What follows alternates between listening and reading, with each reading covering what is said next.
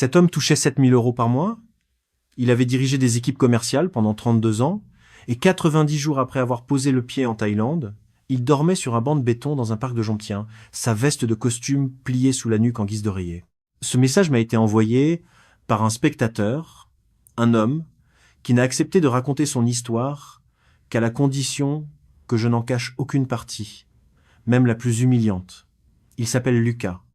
C'était un homme habitué à entrer dans une pièce et à être écouté, un homme qui négociait des contrats de plusieurs millions sans transpirer, un homme convaincu le jour où son avion a décollé de Belgique qu'il était bien trop intelligent, bien trop expérimenté et bien trop riche pour tomber dans les pièges qui attrapent les touristes ordinaires. Il avait raison sur un point, il n'est pas tombé dans un piège pour touristes ordinaires. Il a fait infiniment pire. Il a construit sa propre chute, signature après signature, avec exactement la même assurance tranquille qui avait fait sa réussite. Ce que vous allez entendre n'est pas l'histoire d'un homme naïf que l'on plume en une soirée. C'est l'histoire d'un homme brillant qui a perdu en 3 mois, non pas seulement son argent, mais quelque chose de bien plus difficile à reconstruire. Et si ce récit vous met mal à l'aise, c'est parce que vous reconnaîtrez peu être dans la confiance de cet homme, un peu de la vôtre. Je lui laisse la parole. Je m'appelle Lucas, j'ai 68 ans, et il y a peu de temps encore, j'aurais ri au nez de quiconque m'aurait dit que je finirais par dormir dehors, à l'autre bout du monde, avec pour seule fortune une montre que je m'apprêtais à vendre pour le prix d'un repas. Je vous demande seulement de m'écouter jusqu'au bout, pas pour me plaindre. Pour que vous, ou quelqu'un que vous aimez, n'ayez jamais à vivre ce que j'ai vécu. Si vous appréciez les histoires que je raconte, pensez à appuyer sur le bouton s'abonner. Votre soutien est essentiel à la croissance de cette chaîne et m'aide à consacrer du temps à ces vidéos malgré mon emploi à temps plein. Merci d'être ici. Il faut que vous compreniez d'où je viens, sinon rien de ce qui a suivi n'aura de sens pour vous. Je suis né à Wavre, dans le Brabant wallon, dans une famille où l'on ne parlait jamais d'argent parce qu'il n'y en avait pas assez pour qu'on en parle. Mon père réparait des machines agricoles, ma mère tenait les comptes d'une coopérative. J'ai grandi avec l'idée que la seule façon de ne plus jamais avoir peur du lendemain, c'était de devenir indispensable. Alors je suis devenu indispensable. J'ai fait des études de commerce, je suis entré comme simple représentant dans un groupe pharmaceutique, et j'ai gravi chaque échelon avec une patience de fourmi et une volonté de loup. À 50 ans, je dirigeais le département commercial pour toute une région d'Europe. Je décidais des prix, des marges, des recrutements, des licenciements. Des hommes plus jeunes que mon fils me vous voyaient en baissant les yeux. J'avais une maison avec un jardin que ma femme entretenait comme un tableau, 2 voitures, une cave à vin et la certitude tranquille d'avoir gagné la partie. Ma femme s'appelait Isabelle. Nous étions mariés depuis 34 ans quand elle est tombée malade. Ce fut rapide et ce fut lent à la fois. De cette manière cruelle dont la maladie sait étirer les derniers mois tout en les rendant précieux. Elle est partie il y a 4 ans, un matin d'hiver, pendant que je dormais dans le fauteuil à côté de son lit. Je me suis jamais pardonné de ne pas avoir été réveillé. Après son enterrement, la maison est devenue un objet étrange, immense et silencieux, où chaque pièce me renvoyait à une absence. Je continuais de mettre 2 tasses sur la table le matin par réflexe. Je parlais tout haut dans les couloirs. Mon fils, Maxime, qui a 39 ans, qui est avocat fiscaliste à Anvers, m'appelait le dimanche, mais nos conversations étaient devenues prudentes, presque administratives. Depuis une histoire ancienne dont je vous parlerai, peut être un jour une femme rencontrée au Canada, après mon veuvage, un projet de remariage qui s'était effondré et que mon fils avait vu venir avant moi. Il m'avait mis en garde à l'époque. Je l'avais pas écouté, j'aurais dû y voir un avertissement sur ma propre nature. Je n'y ai vu qu'une divergence passagère. Le veuvage, à mon âge et avec mes moyens, n'est pas la même chose que pour un homme sans ressources. Je n'avais aucun souci matériel. Ma pension consolidée et mes revenus complémentaires me donnaient environ 7 000 € net chaque mois. J'avais un patrimoine financier d'à peu près 340 000 € soigneusement placé et la maison de Wavre que je pouvais louer si je le souhaitais. Le problème n'était pas l'argent. Le problème, c'était les soirs.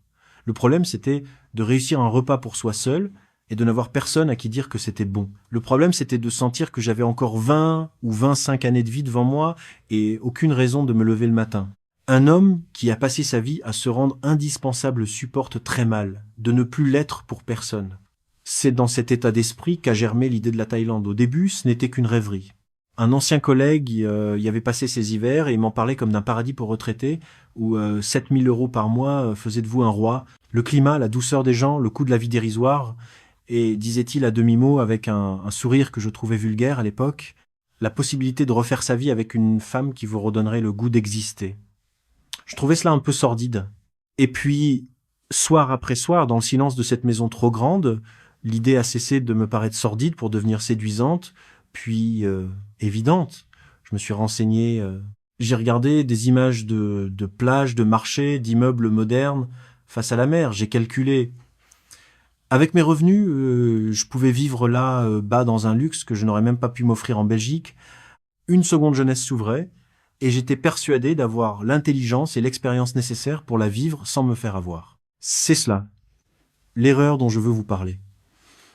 Pas un coup de foudre stupide, pas une faiblesse de vieil homme esseulé, une certitude, la certitude qu'un homme qui a réussi dans les affaires réussira partout, qu'une intelligence est transférable d'un domaine à l'autre, comme on transfère une somme d'un compte à l'autre. J'avais bâti une carrière sur ma capacité à évaluer les gens, à flairer le mensonge dans une négociation, à repérer le maillon faible d'un dossier. Je croyais sincèrement que cette compétence me protégerait.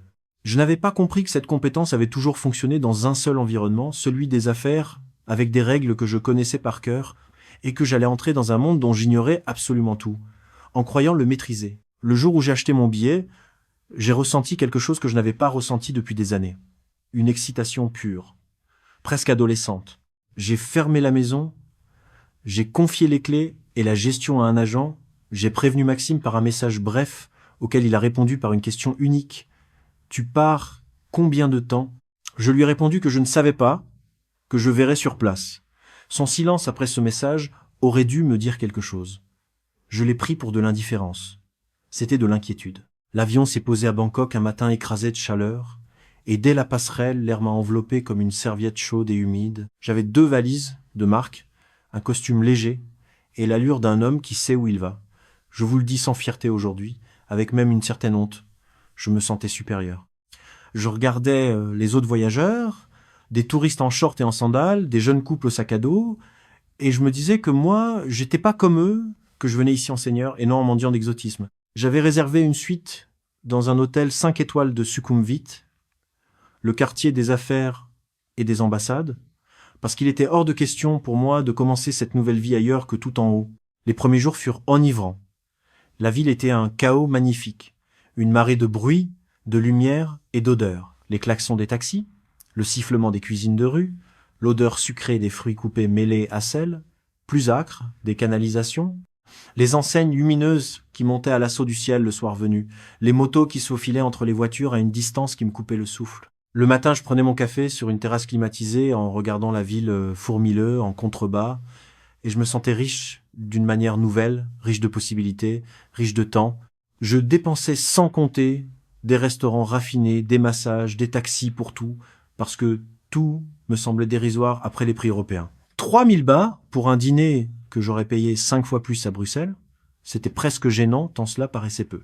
C'est dans un restaurant français de Sukhumvit, le 4e ou 5e soir, que j'ai rencontré l'homme qui allait, sans que je le comprenne alors, ouvrir toutes les portes de ma chute.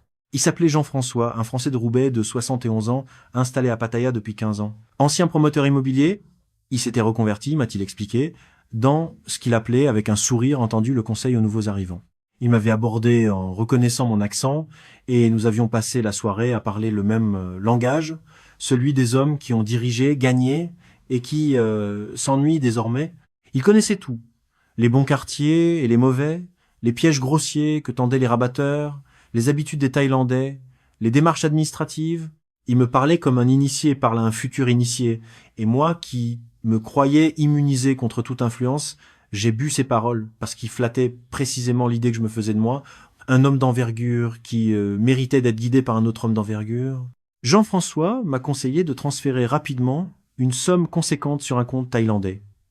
Pour avoir, disait-il, de la marge de manœuvre, pour ne pas dépendre des plafonds de retrait, pour pouvoir saisir les bonnes occasions quand elles se présenteraient, cela m'a paru sensé. Un homme d'affaires ne se présente jamais sur un marché sans liquidité.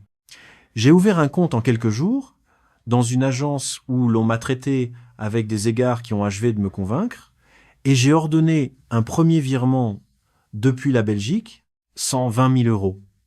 120 000 euros posé sur un compte d'un pays dont je ne parlais pas la langue, dont je ne comprenais pas les contrats, géré par une banque dont j'ignorais tout, à la suggestion d'un homme que je connaissais depuis une semaine. Et je me suis senti malin. Voilà ce qu'il faut comprendre de moi à ce moment-là.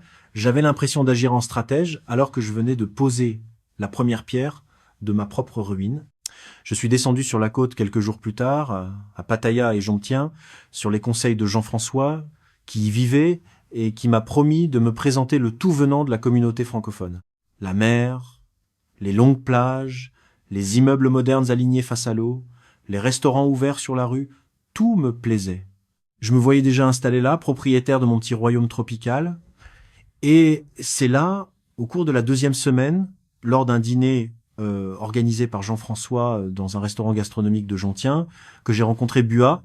Je dois faire attention en vous parlant d'elle, parce que tout mon récit pourrait sembler n'être qu'une histoire de femme.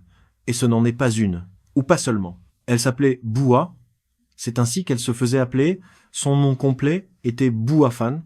Elle disait avoir 34 ans, j'ai appris bien plus tard qu'elle en avait 38.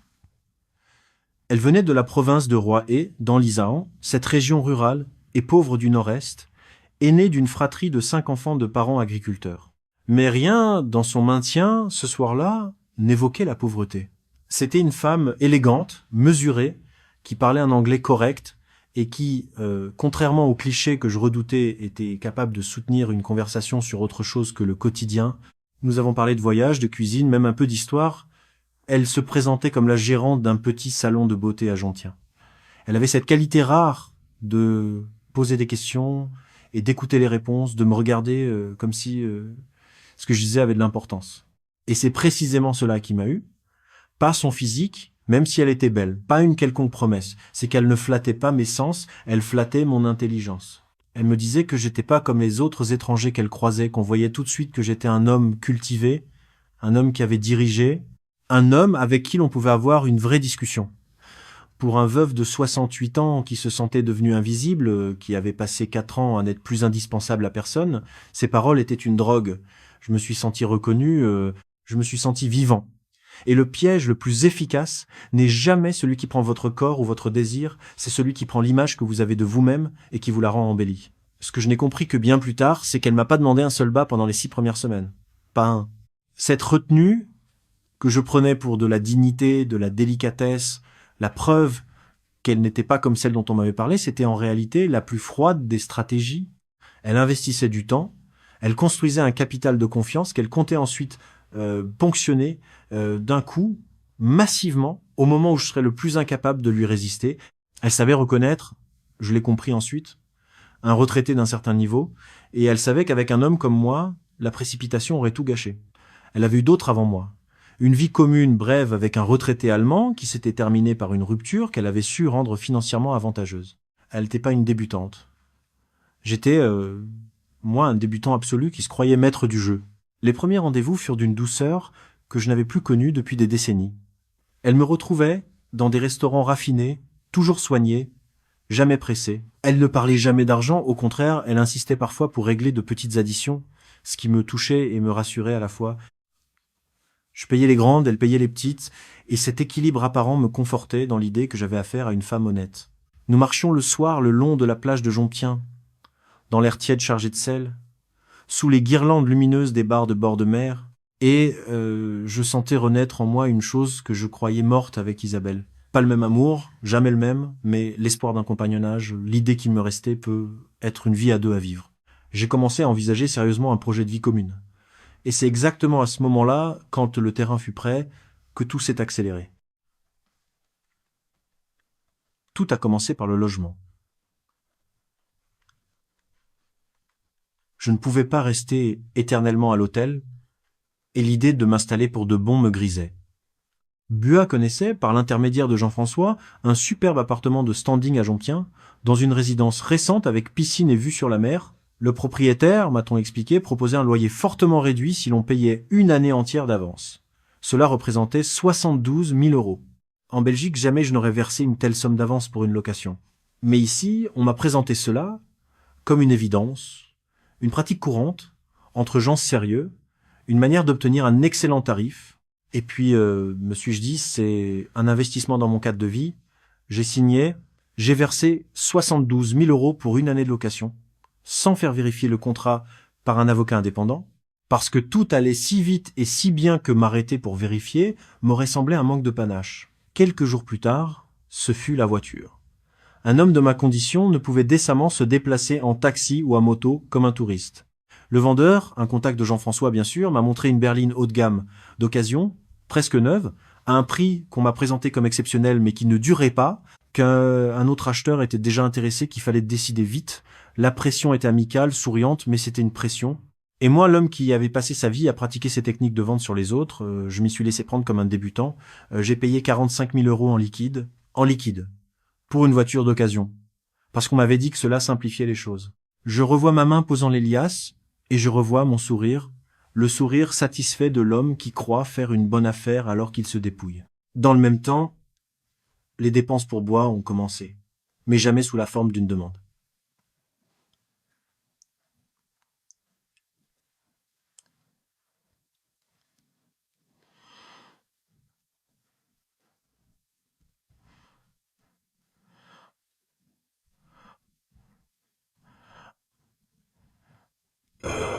Les dépenses. Nous avons fait un voyage à Phuket, un séjour de quelques jours dans un hôtel 5 étoiles. C'est moi qui ai proposé.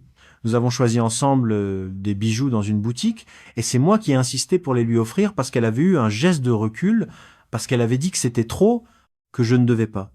Plus elle refusait, plus j'insistais, plus je me sentais généreux, puissant, capable de rendre une femme heureuse. Sur 2 semaines, ce voyage et ces cadeaux m'ont coûté environ 12 000 €. Et à aucun moment je n'ai eu le sentiment d'être ponctionné. J'avais le sentiment d'être un homme amoureux qui gâtait sa compagne. La différence entre ces deux sentiments, c'est toute la mécanique de l'arnaque. On ne vous vole pas, on vous amène à donner et à vous sentir grand de donner. Mon fils, pendant ce temps, observait de loin. Je lui avais envoyé quelques photos, raconté quelques bribes. Dès la première semaine où j'avais évoqué bois, il m'avait appelé. Sa voix était calme. Mais je connaissais cette retenue, c'était celle qu'il prenait dans les dossiers difficiles. Papa, avait-il dit, ne signe rien là, bas, avant de m'en parler. Ne mets pas d'argent dans l'immobilier, ne paie rien d'avance, ne prête rien. Je l'avais écouté avec une patience condescendante, et je lui avais répondu que je n'étais plus un enfant, que j'avais dirigé des budgets 100 fois supérieurs à tout ce qui verrait jamais passer, que je savais reconnaître une arnaque à 10 lieues. Il avait insisté doucement, et j'avais fini par couper court. Je me souviens d'avoir raccroché agacé, en pensant que mon propre fils me prenait pour un sénile. Aujourd'hui, ces mots me reviennent la nuit. Il m'avait tout dit. Tout. Dès la première semaine.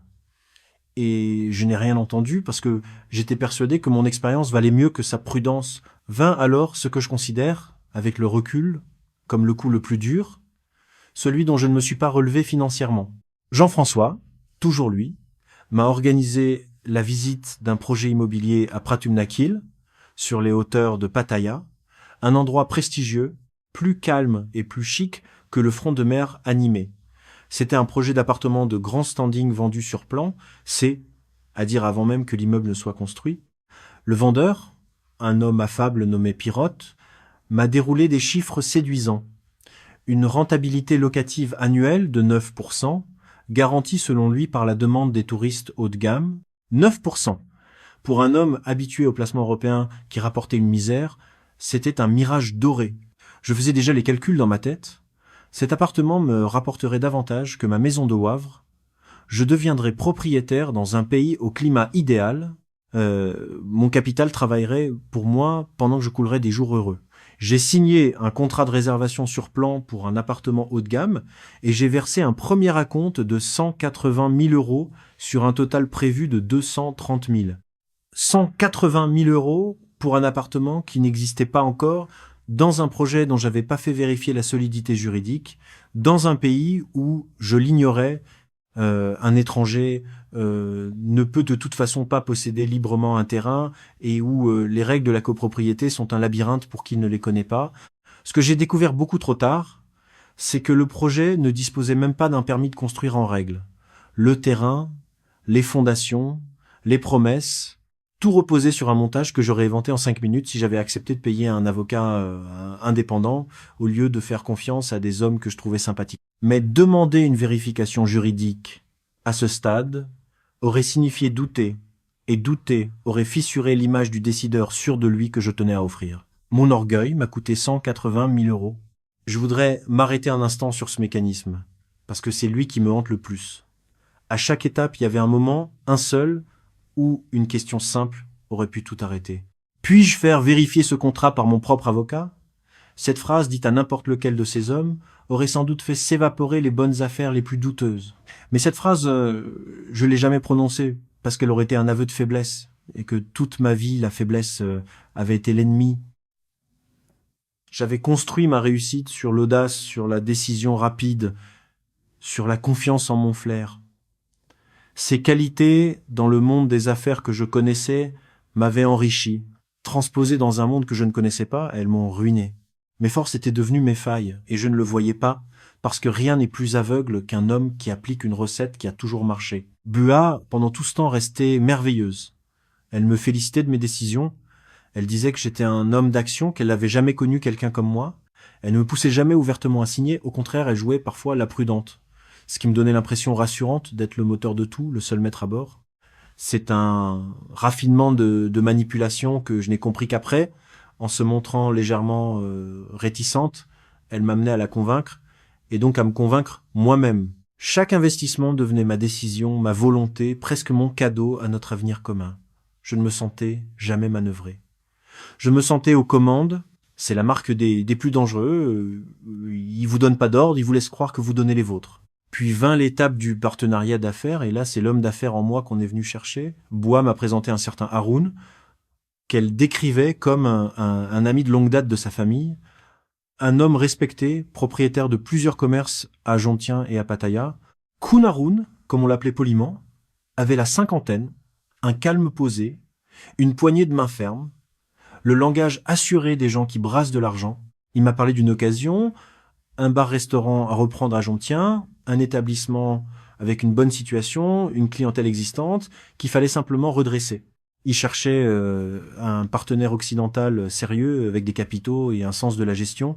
Et moi, qui avais dirigé pendant 32 ans, je me suis senti enfin revenir sur mon terrain. Voilà, me suis-je dit, ce qui me manquait, un projet, une activité, une raison de me lever, et de surcroît, avec la femme que j'aimais, puisqu'il était entendu que Bua deviendrait co-gérante de l'affaire, j'ai versé 60 000 euros d'apport, sans contrat solide. Sur la base de ce qu'on m'a présenté comme une parole d'honneur, une coutume locale, une affaire entre gens de confiance où la paperasse occidentale serait presque une insulte, moi qui avais signé toute ma vie des contrats de plusieurs pages relus par des juristes, j'ai remis 60 000 euros sur une poignée de main et un sourire. Bua est devenue officiellement co-gérante. J'étais, sur le papier le plus flou possible, partenaire. Je me revois encore lever mon verre lors du dîner qui a scellé l'accord, fier, ému même, persuadé d'avoir réuni autour d'une même table un projet professionnel et un projet de cœur. Je portais un toast à mon avenir. Je portais un toast à ma perte. Pendant quelques semaines, j'ai vécu dans une sorte d'euphorie. J'avais un logement somptueux, une belle voiture, un appartement en construction qui allait me rendre entier, une affaire à développer, une compagne aimante. J'écrivais à de vieux amis en Belgique des messages où je décrivais ma nouvelle vie en termes lyriques. J'imaginais déjà le moment où Maxime viendrait me rendre visite et constaterait, médusé, à quel point son père avait eu raison de tout miser sur ce pays.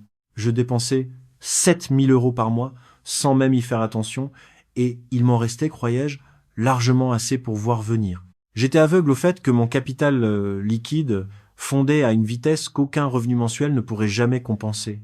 7 000 euros par mois suffisaient amplement pour vivre comme un roi. Mais 7 000 euros par mois ne reconstituent pas 300 000 euros engloutis en quelques semaines. C'est cette confusion entre le confort d'un revenu et l'épuisement d'un capital qui m'a perdu.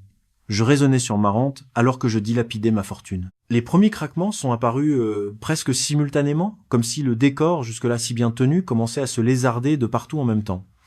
L'appartement de Pratumnak, d'abord.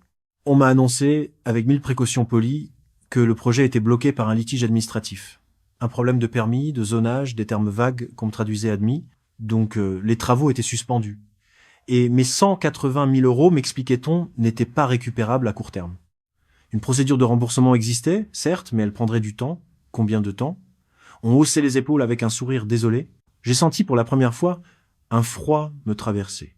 Mais je me suis raisonné. Un litige administratif, cela se règle. Un homme de mon expérience ne s'affole pas pour une question de paperasse. Le bar-restaurant ensuite. À peine devenu partenaire, on m'expliquait déjà qu'il fallait des ajustements, des dépenses imprévues, des rénovations urgentes sans lesquelles l'établissement périclitait, 25 000 € en urgence, sans quoi tout l'apport initial serait perdu. La logique de l'engagement engagé est terrible. Ayant déjà versé 60 000 €, refuser d'en verser 25 000 de plus revenait, dans mon esprit affolé, à condamner les 60 000 premiers. Alors, j'ai payé, j'ai jeté de l'eau encore bonne dans un puits déjà perdu, parce que je ne supportais pas l'idée d'avoir eu tort. Et Bua, dans le même mouvement, a changé, subtilement d'abord. Elle répondait moins vite à mes messages. Elle semblait préoccupée, distraite pendant nos dîners. Quand je l'interrogeais, elle évoquait des problèmes familiaux à Roaé, sa mère souffrante, des difficultés que je ne pouvais pas comprendre. Puis vint la première demande, véritablement directe, la seule peut être de tout notre parcours, et elle arriva enrobée de larmes. Sa famille avait besoin d'argent, des frais médicaux, 18 000 €. C'était urgent, c'était grave, et elle était déchirée, disait-elle, de devoir m'en parler. Pour la première fois depuis le début, c'était elle qui demandait ouvertement une grosse somme, et la mécanique avait si bien fonctionné que j'ai pas même songé à refuser. 18 000 € sont partis vers l'Isaan, vers une famille que je n'avais jamais rencontrée, pour des soins que je n'ai jamais vu prouver. J'ai signé l'ordre de virement avec le sentiment d'aider la femme que j'aimais. Je tenais le couteau et c'est moi qui me suis tranché. C'est à partir de ce moment que les choses se sont effondrées avec une rapidité que je peine encore à décrire. Un matin, en cherchant à comprendre où en était l'affaire du bar-restaurant, j'ai voulu consulter les documents officiels de l'établissement. Et j'ai découvert que Haroun n'apparaissait nulle part, sur aucun papier. Ni propriétaire, ni gérant, ni associé. L'homme qui m'avait vendu ce partenariat, l'ami de la famille, l'homme respecté, n'avait juridiquement aucun lien visible avec l'affaire dans laquelle j'avais versé 85 000 €. J'ai voulu le joindre, il devenait difficile à atteindre. Les réponses se faisaient brèves, évasives, puis se sont espacées. Au même moment, Bua a disparu. 3 jours sans une réponse. 3 jours pendant lesquels j'ai oscillé entre l'inquiétude amoureuse, je l'imaginais malade, en deuil, en danger, et un soupçon que je refusais encore de formuler. J'ai marché jusqu'au salon de beauté dont elle se disait la gérante. Une femme que je ne connaissais pas m'a reçu avec gêne. J'ai compris à demi-mot que Bua n'avait jamais été la gérante de ce lieu, qu'elle y travaillait de temps à autre, que le salon appartenait à une amie. La façade de respectabilité que j'avais prise pour une preuve s'effondrait. Tout ce que j'avais cru savoir, d'elle commençait à se dissoudre comme un décor de théâtre qu'on démonte une fois la représentation finie. Puis j'ai regardé mes comptes, vraiment regardé pour la première fois depuis des semaines, avec les yeux de l'homme d'affaires que j'avais cessé d'être en mettant le pied dans ce pays. Mon compte thaïlandais, sur lequel j'avais transféré tant d'argent, était presque vide. Une partie était partie dans les investissements que je connaissais. Mais une autre partie s'était évaporée par une série de virements que j'avais moi-même autorisés sur des écrans, en thaï, des libellés que je ne comprenais pas, que l'on m'avait fait signer ou valider au fil des semaines en m'assurant qu'il s'agissait de frais, de cautions, de formalités. J'avais autorisé ma propre dépossession, ligne après ligne, sans jamais en comprendre le détail. On m'avait pas forcé la main, on m'avait fait tenir le stylo. J'ai tenté, dans une panique froide, de tout récupérer. J'ai contacté la résidence de Pratumnak pour exiger le remboursement de mes 180 000 €. On m'a opposé un refus poli, une procédure, des délais annoncés entre 12 et 24 mois, sans aucune garantie au bout. J'ai voulu revendre la voiture pour récupérer un peu de liquidité. Je l'avais payé 45 000 € en liquide quelques semaines plus tôt. On me l'a reprise dans l'urgence pour 28 000. 17 000 € envolés sur la simple revente. Le prix de ma précipitation initiale et de ma précipitation finale. J'ai compris ce jour-là, en faisant les comptes sur un coin de table, que mon patrimoine liquide, ces 340 000 €, qui avaient été le socle de toute mon assurance, était réduit à presque rien, divisé par 10 en 90 jours. Et le pire restait à venir, car la ruine matérielle n'est rien à côté de la solitude qui l'accompagne. La vie est tombée presque comme une plaisanterie de mauvais goût. Je devais quitter le splendide appartement de Jomptien. Des charges complémentaires impayées, des frais que j'avais pas compris, des sommes que j'avais plus de quoi régler. L'homme qui avait versé 72 000 € d'avance pour une année de location se retrouvait expulsé avant la fin de cette année, pour des montants dérisoires en comparaison, parce qu'il n'avait plus de liquidité. J'ai appelé Jean-François, Lui qui m'avait ouvert toutes les portes, lui le compatriote serviable, le conseiller des nouveaux arrivants. Je lui ai demandé s'il pouvait m'héberger quelques jours, le temps de me retourner. Sa voix au téléphone avait changé. Elle était distante, pressée. Il avait un emploi du temps chargé, des engagements, c'était compliqué, il m'a souhaité bon courage. Je n'ai plus jamais entendu sa voix. J'ai compris, bien plus tard, qu'il touchait des commissions discrètes sur les transactions immobilières qu'il orientait. Le café au champ Sukhumvit, l'amitié spontanée entre hommes de même monde, tout cela avait un prix. Et je l'avais payé sans le savoir. Quant à Bois, elle a refait surface une seule fois. Pas pour s'expliquer, pas pour pleurer, pas même pour mentir une dernière fois. Elle est venue accompagnée d'un homme qu'elle a présenté comme son frère, un certain Narette, un gaillard au visage fermé, pour récupérer certains biens, des objets qu'elle disait lui appartenir, des affaires qu'elle avait laissées chez moi. Elle était calme, polie, presque indifférente. Toute la chaleur, toute la tendresse, tout l'intérêt qu'elle m'avait porté pendant des semaines avait disparu sans laisser de traces, comme s'il n'avait jamais existé, et pour cause, il n'avait jamais existé. Je la regardais s'affairer dans l'appartement avec son frère, et je cherchais sur son visage une once de ce que j'avais cru y voir. Il n'y avait rien. Juste une femme efficace qui terminait une tâche. J'ai compris à ce moment précis, avec une netteté de glace, que je n'avais jamais existé pour elle autrement que comme un dossier, une opportunité à traiter avec soin pour en tirer le maximum. Elle est partie sans un regard. Je ne l'ai jamais revue. Et c'est ainsi que moi, Lucas, ancien directeur commercial, 7000 € de revenus mensuels, je me suis retrouvé à la rue, dans une ville étrangère, à l'autre bout du monde. Je n'avais plus d'appartement, plus de voitures, un compte vidé, des investissements bloqués ou perdus, personne vers qui me tourner. J'ai d'abord erré traînant un petit sac avec mes derniers papiers, mon passeport, quelques vêtements. J'ai passé les premières nuits à marcher, à m'asseoir sur des bancs, à somnoler par à-coups. Puis, comme il fallait bien dormir, j'ai échoué dans un parc public de Jomptien. Je ne souhaite à personne de connaître ce que j'ai connu durant ces nuits-là. La chaleur humide qui ne tombe jamais vraiment, les moustiques, le sol dur, le bruit lointain de la fête qui continue pour les autres pendant qu'on gît dans le noir. Mais le pire n'était pas l'inconfort. Le pire était la honte. Une honte si totale qu'elle me brûlait de l'intérieur. J'avais passé ma vie à être quelqu'un, à diriger, à décider, à être respecté. Et j'étais là, vieil homme allongé sur un banc, la veste de costume pliée sous la tête, regardant passer des touristes heureux qui ne me voyaient même pas. J'ai vendu ma montre, une montre de famille, la seule chose de valeur qui me restait, à un prêteur, pour une somme dérisoire, qui ne représentait même pas le centième de ce que j'avais perdu. J'ai mangé avec cet argent, j'ai compté chaque bas. Moi qui laissais des pourboires princiers quelques semaines plus tôt, je calculais désormais le prix d'un bol de riz. Pendant ces nuits, j'ai pensé à Isabelle. J'ai pensé à ce qu'elle aurait dit, elle qui était la sagesse quand j'étais l'audace, elle qui m'avait tant de fois retenu au bord de décisions trop rapides du temps de notre vie commune. Si elle avait été là, rien de tout cela ne serait arrivé. Et j'ai pensé à Maxime, à ses avertissements, à sa voix calme me disant de ne rien signer, à ma propre arrogance qui avait pris cette inquiétude pour de la condescendance. J'avais un fils qui m'avait tendu la main dès le premier jour, et je l'avais repoussé par orgueil. Allongé sur ce banc, à 68 ans, j'ai compris que l'homme le plus dangereux de toute cette histoire, ce n'était ni Bois, ni Haroun, ni Jean-François. C'était moi. Eux n'avaient fait que profiter d'une faille. La faille, c'était mon refus absolu d'écouter qui que ce soit. Ma certitude que ma réussite passée me rendait infaillible. Au 3e ou 4e jour, vidé, sale, méconnaissable, j'ai marché jusqu'à un centre commercial, attiré par la fraîcheur de la climatisation et par une idée qui avait fini par percer la croûte de ma honte. Recharger mon téléphone. J'ai trouvé une prise. Je me suis assis par terre dans un coin comme les vagabonds que j'avais toujours regardé de haut, et j'ai attendu que l'écran s'allume. Quand il s'est allumé, j'ai fixé longtemps le nom de mon fils. Composer ce numéro signifiait avouer. Avouer à mon propre enfant que j'avais tout perdu, que j'avais été exactement l'imbécile qu'il avait redouté que je sois. C'était, je crois, la chose la plus difficile que j'ai eu à faire de toute ma vie.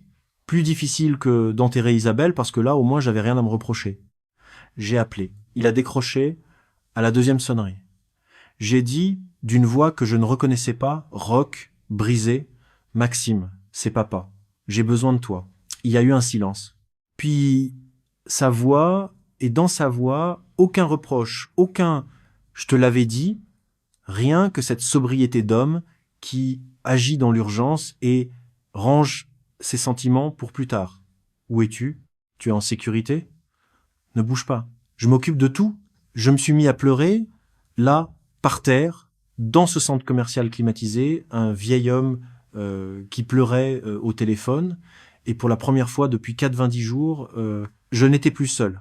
Maxime a tout pris en main avec l'efficacité froide de sa profession. Il a immédiatement contacté la chancellerie belge à Bangkok. Quelques heures plus tard, je recevais des instructions, un contact, une adresse. Un homme de l'ambassade nommé Étienne m'a reçu dans l'état le plus dégradé où je me sois jamais trouvé. Je m'attendais à du mépris, à de la condescendance, au regard que j'aurais moi-même posé.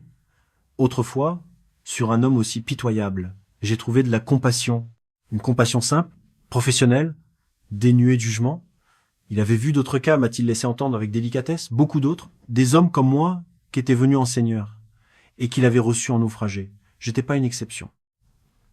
J'étais un cas de plus dans une longue série, et cette banalité même de mon malheur, loin de m'humilier davantage, m'a étrangement apaisé. Je n'étais pas le seul imbécile du monde. J'étais un imbécile parmi tant d'autres, et il existait pour les imbéciles comme moi des procédures, des gens, une main tendue. Étienne et mon fils ont organisé mon rapatriement. 4 jours plus tard, je prenais l'avion du retour.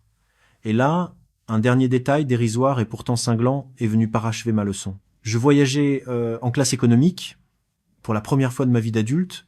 Moi qui n'avais jamais connu que l'avant de l'appareil, les sièges larges, le champagne offert, j'étais assis à l'arrière, serré entre deux inconnus, regardant par le hublot, la côte thaïlandaise s'éloignait. Et je ne ressentais aucune amertume pour ce siège. Au contraire, il me semblait juste, il me semblait être enfin à ma place, la place d'un homme qui avait tout perdu par sa propre faute et qui rentrait chez lui pour se reconstruire, débarrassé de l'orgueil qu'il avait précipité dans le vide. La maison de Wavre m'attendait, intacte. C'est cela qui m'a sauvé d'une ruine totale. Et je le dois entièrement à Maxime. Pendant que je dilapidais mon capital liquide, mon fils, sans rien me dire, avait veillé sur ce qui pouvait l'être. La maison était préservée, louée puis libérée pour mon retour, gérée avec le sérieux que je n'avais pas su appliquer à ma propre vie. Ma pension mensuelle, ces 7 000 €, était intacte, puisqu'on ne peut pas vider une rente comme on vide un compte. Le jardin qu'Isabelle avait tant aimé était négligé, envahi, à l'image de ce que j'avais laissé devenir mon existence. Les voisins me regardaient revenir avec un étonnement poli, sans rien savoir, et c'était bien ainsi. Je suis rentré dans cette maison silencieuse, et pour la première fois depuis le départ d'Isabelle, ce silence ne m'a pas pesé. Il m'a protégé. Faisons les comptes, puisque toute ma vie j'ai fait des comptes, et puisque c'est en cessant d'en faire que je me suis perdu. J'avais transféré et investi en Thaïlande environ 305 000 €. De cette somme, à peine 12 000 € étaient récupérables rapidement. Environ 185 000 € restaient bloqués dans des procédures interminables dont une partie ne reviendra sans doute jamais. Et environ 110 000 € étaient définitivement, irrémédiablement perdus, volatilisés. Mon patrimoine liquide avait été divisé par 10 en 90 jours. Je suis pas ruiné au sens absolu, je le sais, et je sais aussi que beaucoup, en m'écoutant, se diront qu'il me reste une maison et une pension confortable, que d'autres ont tout perdu pour de bon. C'est vrai, mais ce que l'on ne mesure pas dans un bilan comptable, c'est l'autre perte, celle qui ne se chiffre pas, mon sentiment de maîtrise, la confiance tranquille que j'avais en mon propre jugement, l'image de l'homme que je croyais être, tout cela a été pulvérisé, et cela, aucune pension ne le reconstitue. Aujourd'hui, je vis lentement. Je m'occupe du jardin d'Isabelle, je le rends peu à peu à ce qu'il était, je vois mon fils plus souvent, et nos conversations ont changé. Quelque chose s'est rétabli entre nous, paradoxalement, à travers cette catastrophe. Il ne m'a jamais reproché un mot. C'est moi qui, un soir, lui ai dit que j'aurais dû l'écouter, et il a simplement hoché la tête, sans triompher. Je crois qu'il a compris bien avant moi que son père, sous l'armure du décideur infaillible, n'était qu'un homme seul qui cherchait désespérément une raison de se sentir encore vivant. Si je raconte tout cela, c'est pas pour qu'on me plaigne. C'est parce que je sais qu'en ce moment même, quelque part, un homme comme celui que j'étais en arrivant à Bangkok prépare ses valises de marque. Un homme qui a réussi, qui a de l'argent, qui vient de perdre une épouse ou un sens à sa vie, et qui est absolument convaincu que son intelligence et son expérience le mettent à l'abri, c'est à lui que je parle. Écoute-moi bien. C'est pas ta bêtise qui te perdra, c'est ton orgueil. C'est pas que tu ne sois pas intelligent. C'est que ton intelligence a été forgée dans un monde. Et que tu vas entrer dans un autre où tes repères ne valent plus rien. Les qualités qui t'ont fait réussir, l'audace, la décision rapide, la confiance en ton flair, deviendront tes pires ennemis dès lors que tu joueras sur un terrain dont tu ignores les règles. Et la seule chose qui pourra te sauver, C'est cette phrase que mon orgueil m'a empêché de prononcer une seule fois. Laissez-moi le temps de vérifier. Laissez-moi consulter quelqu'un de confiance. Ne paie jamais une grosse somme d'avance pour un logement, une voiture, un appartement sur plan, une affaire, quoi que ce soit, sans l'avis d'un avocat indépendant que tu auras choisi toi-même et que personne ne t'aura recommandé sur place. Ne verse jamais d'argent dans un projet immobilier sans permis vérifié. Ne deviens jamais partenaire de quoi que ce soit sur une parole d'honneur. Méfie-toi du compatriote trop serviable qui t'ouvre toutes les portes. Demande-toi toujours qui le paie. Et surtout, méfie-toi de la femme qui ne te demande rien, qui flatte ton intelligence plutôt que tes sens, qui investit des semaines de patience avant la première demande. Celle-là est bien plus dangereuse que celle qui tend la main au premier soir parce que elle construit, pierre après pierre, la confiance qu'elle compte démolir d'un coup. Mais l'avertissement le plus important n'est pas une règle financière. Le voici. Si tu as un enfant, un ami, quelqu'un qui t'aime et qui te connaît dans la vraie vie et que cette personne te met en garde, arrête-toi. Arrête-toi vraiment. Ne prends pas son inquiétude pour de la jalousie ou de la condescendance. Mon fils m'a tout dit, exactement, dès la première semaine. Et j'ai préféré le mépriser plutôt que d'admettre qu'il pouvait avoir raison contre moi. Cette arrogance m'a coûté plus de 100 000 € perdus à jamais, des nuits sur un banc, et une humiliation dont je porterai la marque jusqu'à la fin.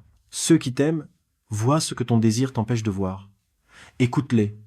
Écoute ton fils. On m'avait dit que 7 000 € par mois suffisaient pour vivre comme un roi en Thaïlande. C'était vrai. C'est toute la perversité de cette histoire. On m'avait pas menti sur ce point. Ce qu'on ne m'avait pas dit, et que personne ne dit jamais, c'est que cette même somme et le capital qui l'accompagne peut aussi servir à se détruire en 90 jours, dès lors qu'on perd toute lucidité, dès lors qu'on confond le confort d'une rente avec la sécurité d'une fortune, dès lors qu'on croit que diriger des hommes en affaires vous donne le droit de tout diriger dans la vie. Je suis revenu de Thaïlande avec une maison, une pension, un fils retrouvé, et la plus amère des sagesses. Je me lève chaque matin dans le jardin d'Isabelle, et je me souviens de l'homme que j'étais en descendant de cet avion, sûr de lui, conquérant, persuadé d'être au-dessus des pièges. Si tu croises cet homme, si tu le reconnais, dans ton miroir, fuis-le.